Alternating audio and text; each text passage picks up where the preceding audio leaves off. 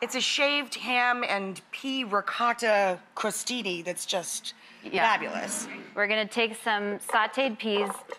Just a little butter. Did you add any stock? Little olive oil, salt, and pepper. Olive oil, salt, and pepper. Easy. Let them cool down because we're gonna be adding ricotta, and we don't want the peas to be hot, otherwise it gets a little funky, right? Gotcha. Let's zip those up just a little bit. Go ahead. I love assisting you.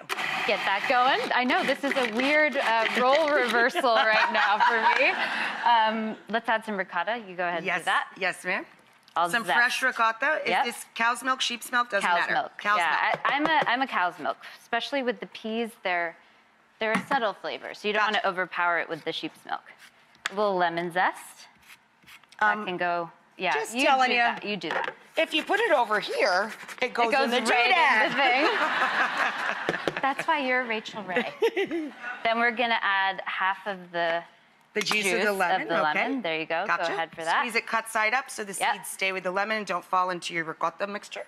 Ton of fresh mint. Lots of fresh mint. I love mint and peas. They just like to hang out. They like to They do.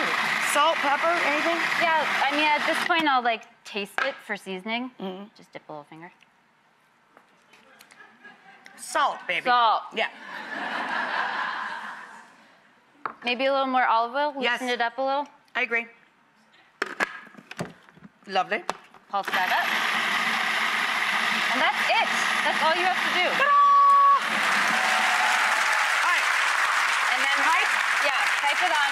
We got some already done. So guys, you can just slather it, but it's actually a lot easier to portion it if you just use a piping bag, or what I do is, you know, old school. Yeah. You just take a plastic food storage bag, throw it in there, and this you can use to pipe the eggs if you want to make them all fussy and make them sit up and not make the egg salad.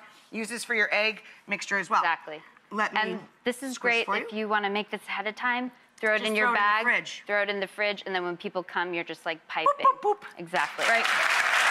And then little ham. A little ham. Prosciutto cotto. Prosciutto cotto or Parisian ham or nice mild baked ham. Something mild. Very mild. If you go smoky, it's going to overpower the pea flavor again. Flaky sea salt, yes. And then more mint. So this would be a great use up if you are making a large roast ham too. What a lovely little snack to have the next day. Exactly. That's it. That's all you have to do.